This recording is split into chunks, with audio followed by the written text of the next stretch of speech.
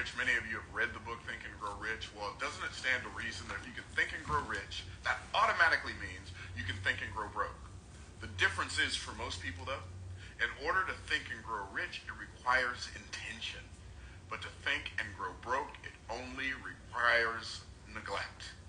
So let's not neglect being intentional about our thoughts, because if we do, we might end up being one of those people who think and grow broke. In this video, I'm going to talk about the kinds of thoughts you have to avoid if you don't want to think and grow broke. Because Earl Nightingale said in his strangest secret, he said, thoughts are things, and incredibly powerful things, and a man's life is what his thoughts make of it. See, I say, believing, believing, believing.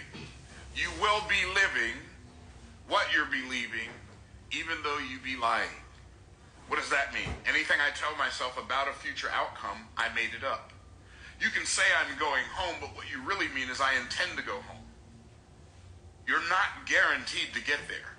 And see, what we have to understand is we have to understand that we have to become hyper-intentional about our work, about our thoughts. If we're going to become hyper-intentional about our thoughts, we automatically have to be hyper-intentional about our words. Because the reality is, you can speak without thinking, but you can't think without using words. So let's get this party started. What kind of thoughts cause people to think and grow broke? And I've noticed I can tell if I'm having a conversation with a person that's not even about money. It could be about something else.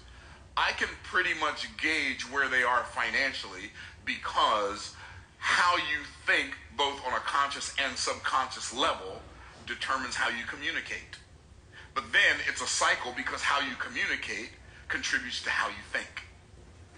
And so, what are the thoughts that we have to avoid? Well, I think number one, thinking from the past instead of thinking from the future. What does that even mean? Most people take their past experiences, they project it on the screen of their future, they recreate the past and think they're living in the present. But what they're really doing is living Groundhog Day.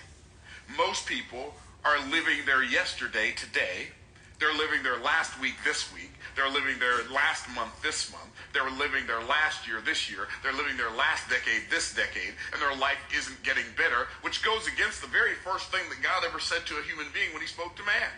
He said, be fruitful and multiply, replenish the earth, subdue it, and have dominion. Well, when he said be fruitful, a fruit is a living organism whose seed is in itself.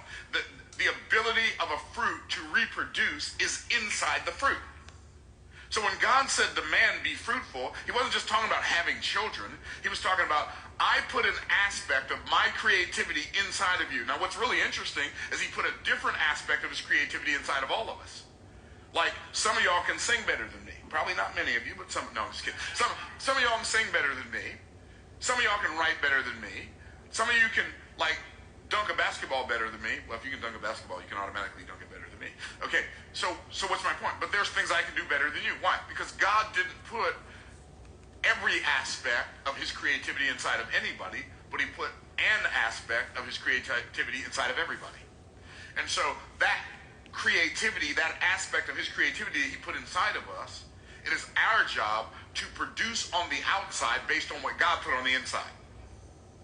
But he said, be fruitful. Now, the other interesting thing about a fruit is this. Because it has a seed in it, when you sow the seed, you don't reap a piece of fruit. You reap a tree. And the tree might produce 100, 200, 300 apples a year, oranges, whatever your kind of seed you plant. Once it's mature, it might produce 100 to 300 pieces of fruit per year. And I love what Warren Wiersbe said. He said, any fool can count the number of seeds in an apple, but only God can count the number of apples in a seed. And so what we have to do is we have to make sure that we cultivate the seed of creativity that God put inside of us so we can be fruitful. And we can be fruitful and multiply because you reap what you sow, but you don't reap when you sow. You reap later than you sow. You reap what you sow, but you don't reap the amount you sowed. You reap more than you sowed. And so while you reap what you sow, you don't reap when you sow, and you don't reap what you sowed. You reap more than you sowed later than you sowed. I hope y'all picking up what I'm putting down. And so God said, be fruitful and multiply. Why? Because multiplication is the natural output of the input of fruitfulness. So when God said, be fruitful and multiply, multiplication is the natural output of the input of fruitfulness. Like a seed that you plant in the ground does not have the ability to only produce one fruit. Nothing in nature grows by addition.